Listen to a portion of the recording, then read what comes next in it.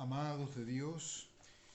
La verdad que tenía un gran deseo de poder reencontrarme con ustedes. Hace... Han pasado muchos días desde el último video que edité. Y esto, bueno, debido a razones de trabajo secular y circunstancias que también suceden en la vida.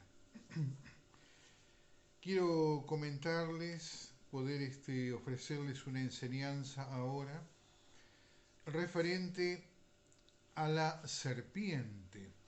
Esto me lo han pedido en varias oportunidades, especialmente un hermano, eh, un joven, me ha pedido que por favor hablara en forma explícita acerca de la serpiente, que brindara una enseñanza que nos permitiera a todos llegar a una comprensión, porque él dice que no puede o no sabe deducir cuándo son conceptos estrictamente terrenales y cuáles los espirituales. Entonces aquí, bueno, voy a ofrecerles una enseñanza que es realmente magistral, es hermosa. Vamos a arrancar entonces por el texto de Bereshit, de Génesis, capítulo 3, verso 15. Eh, Dice el texto: la serpiente era astuta más que todos los animales del campo que el Señor había creado. Y dijo a la mujer: Dios les ha dicho, no coman de todo árbol del huerto. La mujer respondió: del fruto de los árboles del huerto podemos comer, solo del árbol que está en medio del huerto no comerán para que no mueran.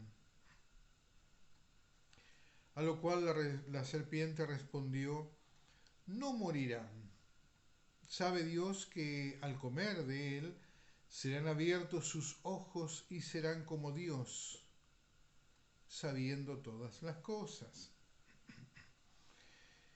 Eh, Quiero aclarar entonces, poner de manifiesto los aspectos simbólicos, porque siempre voy a recordarles que en los temas relacionados a los escritos sagrados o a las enseñanzas bíblicas, hay que observar dos aspectos: el espiritual y el físico, o sea, lo que nace originariamente en el plano espiritual y lo que se traduce luego a lo físico. ¿Mm? Entonces, aquí estamos hablando o refiriéndonos por serpiente. Se habla en este término por cuestiones de astucia. Saben que el texto dice que la serpiente era astuta más que todos los animales. Cuando se habla de astucia, se está refiriendo a la habilidad para engañar. ¿Mm? Pero eso, en este caso, era este ser espiritual, puede ser hasta un ser humano. Y en este caso, que es un ser espiritual, estamos refiriéndonos a este hijo desobediente de Dios llamado Heilel, mal llamado diablo. No sé realmente cómo han llegado, bueno, sí, sé cómo han llegado a reconocerlo con ese término, porque no es un nombre, es un término simplemente, una definición. Pero su nombre propio es Heilel. ¿Sí? Entonces hay que tener en cuenta que este es un arcángel primeramente y que es un ser portador de luz, no es propiamente un ángel de luz, no está bien el término, no está bien la aplicación. Entonces, es un arcángel primeramente, no un ángel, y es un ser portador de luz. Esta es la forma correcta de definirlo. Él es un ungido de Dios, ¿sí? Ungido indica que es un distinguido, un ser distinguido de parte de Dios. Entonces, él instiga con astucia, mediante la astucia, en este caso a la mujer, a Java, traduce Eva, a que no era malo comer del fruto que estaba allí en ese árbol del centro del huerto. No era malo, que no iba a haber muerte, sino que por el contrario, los ojos iban a ser abiertos e iban a conocer las mismas cosas que Dios. Fíjense que esto es una metáfora, porque en parte es verdad, pero en parte no lo es.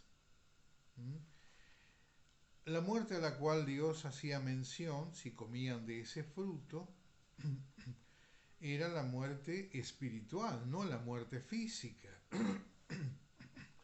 Entonces, eh, este arcángel desobediente, este caído, este Nefilim, les hacía referencia a una muerte física. ¿Mm? Entonces los guió por ese lado, guió a la mujer en este caso, para que interpretara que era una muerte física, no dejando ver la verdad, que la muerte era espiritual. Pero, claro, habiendo el hombre desobedecido en esta medida a Dios, que en realidad no fue una desobediencia, fue un desafío al Creador, por eso Dios se molesta de tal manera que los arroja del huerto de Edén, que no es otra cosa que un portal dimensional. El huerto sigue existiendo, pero no en este plano, claro. Entonces, o sea, reitero que todo lo creado en el universo está en base a energías. Eh, entonces, no por el hecho de una desobediencia en un hogar, el padre va a expulsar a sus hijos de la casa solo por eso. Tiene que haber otra verdadera razón para que Dios haya adoptado esa medida. Y la razón fue precisamente que desafiaron al Creador. No fue una desobediencia lo que cometieron, no fue un pecado común. Por eso siempre aclaro que hay pecados mayores y menores. Entonces aquí desafiaron al Creador. Pero nuestro hermano desobediente, Heilel, no puso cuidado porque él no se apercibió que habiendo él consumado su obra y el hombre atendiendo, en este caso a través de la mujer, atendiendo a sus palabras, él puso en marcha el plan de justicia de Dios, que estaba en base a misericordia y gracia. ¿Mm? Él fue el que puso en marcha el plan de justicia de Dios, ¿sí? Con su forma de, ¿cómo se dice?, de hábil para engañar, con su astucia. Él fue el que, sin apercibirse, pone en marcha el plan de salvación de Dios, el plan de justicia de Dios, y más que salvación, también redención, porque está involucrada el alma. Es el plan de justicia que viene por el cual a través de la misericordia viene la gracia. Reitero entonces, la misericordia es la mayor muestra de amor que Dios puede expresar al hombre, y la gracia es el mecanismo por el cual Dios hace posible aquello que para el hombre es absolutamente imposible. Continuamos entonces. Decía entonces que este arcángel es un ser portador de luz. Entonces él tenía, por su importante nivel dentro del ejército de Dios, tenía la libertad de presentarse en el huerto y dialogar con nuestros padres primigenios, con nuestros padres allí, habitantes hasta ese momento del huerto. Bien, entonces vamos a pasar ahora, o voy a pasar a comentarles un texto que está en Génesis, en Bereshit 3:14. Mire, arrancamos por el 15 y vamos a continuar por el 3:14. Dice que Hashem, o sea, el nombre que es sobre todos los nombres, el creador mismo, dijo a la serpiente: por cuanto esto hiciste, maldita serás entre todas las bestias y entre todos los animales del campo.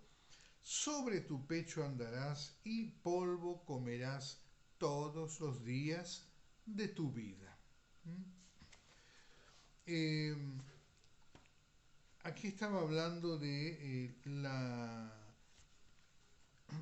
también agrega la enemistad entre la simiente de la mujer y la simiente de ese ser, de ese hijo desobediente. Porque claro, él engendró en Java, en Eva, engendró un ser que sería el progenitor de otros muchos males, de otros muchos hombres desobedientes, que llega a su simiente hasta el día de hoy.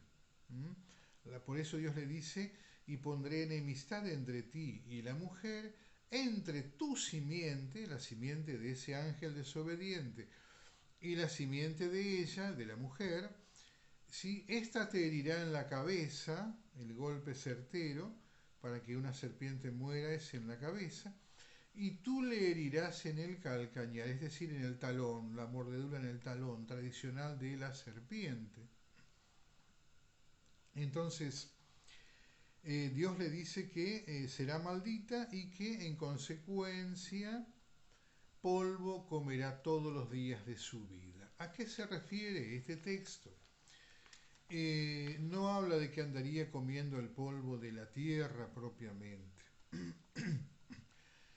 Como el hombre, según la parte también simbólica, fue tomado del polvo de la tierra para su hechura, para Dios lo que erigió fue una imagen y después sopló aliento de vida en su nariz. Pero en síntesis, la conformación del hombre está en base a los 4 elementos, fundamentalmente de la tierra.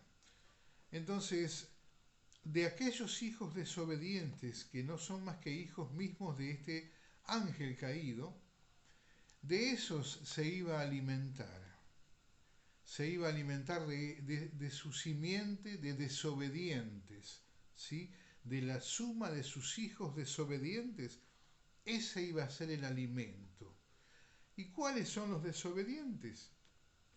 Aquellos que rechazan la ley de Dios. Mire, esto está muy claro. Por ejemplo, la simiente de Heilel, la simiente de ese ángel desobediente, que es a partir de Caín, son los desobedientes, aquellos que rechazan la ley de Dios. Esto lo va a encontrar en el texto de Mishle, es decir, Proverbios, capítulo 1, en el verso 7. Dice que habla de los insensatos y aclara allí que los insensatos son aquellos que rechazan la sabiduría y la inteligencia, ¿sí? Y la sabiduría y la inteligencia no es más que la misma ley de Dios. Allí está encerrada la sabiduría. Usted no va a encontrar la sabiduría en textos del pacto renovado, sino en textos de la ley solamente. Allí Dios encerró la sabiduría, por así decirlo, para que entonces los entendidos puedan descubrirla, puedan hallarla, porque esos son los famosos tesoros escondidos y los secretos muy guardados que Dios le habla a Ciro, por ejemplo, en Isaías capítulo 45, versos 5, 6 y 7. Entonces, estos son los tesoros que el mismo profeta Daniel le declaró al rey Nabucodonosor V y por en medio de ese tesoro el rey pudo redimir sus pecados y ser libre y volver a ser el rey que había sido. Es más, con mayor esplendor, con mayores riquezas, porque había comprendido entonces la justicia de Dios. Bien, entonces dije que esto, la simiente de ese ángel caído, son aquellos insensatos, los que rechazan la ley de Dios, aquellos que rechazan la sabiduría y la inteligencia. En síntesis, son los que rechazan al Hijo de Dios, al Mesías, porque Él es la ley viviente. ¿Mm? Miren que como todo tiene una forma muy clara de ir hilvanándose. Bien, el hablar de la serpiente no nos lleva a hablar únicamente de lo negativo. ¿Mm? Les recuerdo igualmente la importancia de lo negativo, como por ejemplo el pecado. El pecado es una obra de Dios, una obra que Dios ha puesto al servicio del hombre. ¿Mm? Recuerden que Dios de la oscuridad hizo luz. ¿Mm? Entonces, de nuestras transgresiones y posteriores pecados, ¿m? Es que vino la misericordia, ¿sí? La cual es más que la vida. La misericordia de Dios es más que la vida. Lo dice el texto de Teilim, es decir, Proverbios, capítulo 63, en el verso 3, habla allí de que la misericordia de Dios es más que la vida. Pero claro, allí hace mención de la vida física y no de la espiritual. La misericordia de Dios es más que la vida física, claro. Por eso dijo el Mesías, aquel que ama su vida, la perderá. Y el que la menosprecia por causa del reino de los cielos, es decir, la justicia de Dios, ese la va a hallar. ¿Sí? ¿Queda claro? Bien, entonces. Esto es quiero que quede perfectamente claro, como dije recién, el hablar de la serpiente no nos indica ni nos lleva a hablar únicamente de lo negativo como una cosa mala, nefasta. Todo lo contrario, lo negativo en Dios es perfecto, es absoluto, nada hay relativo en Dios. ¿Mm? Es perfecto, es absoluto. Entonces lo negativo, como por ejemplo el pecado, a lo cual muchos le tienen miedo, les digo con toda certeza y con toda seguridad y convicción que el pecado es necesario para nuestra vida, es necesario para moldearnos, es necesario para nuestra evolución. Tenemos siempre que mirar ambas enseñanzas, la enseñanza espiritual y la física. Entonces, partiendo desde esa premisa, sabemos que lo negativo en Dios es perfecto y nos ayudará en nuestra elevación espiritual. ¿Sí? ¿Comprenden entonces? Bien, hasta aquí la edición de este video, que tendrá una segunda parte, y les pido por favor que se comuniquen, que se suscriban aquellos que tienen la oportunidad de ver por primera vez estos videos y que se comuniquen a mi correo moredaniel5778 @gmail.com. Los bendigo por el Elohim y les animo entonces a que se comuniquen, que se suscriban, por favor se los pido. Dejen una vez más el anonimato, ya no sé cuántas veces se los he dicho, pero seguiré insistiendo en esto, porque ante todo somos hermanos, sin denominaciones, somos hermanos, somos hijos de Dios. Los hijos de Dios no tienen denominaciones, las denominaciones las ha puesto el hombre, y eso se usa para dividir. Los hombres que han inventado las denominaciones fueron instigados por los enemigos de Dios en su mente y entonces han llevado esta forma de división, la cual obviamente Dios desaprueba. Shalom Aleichem, paz a ustedes.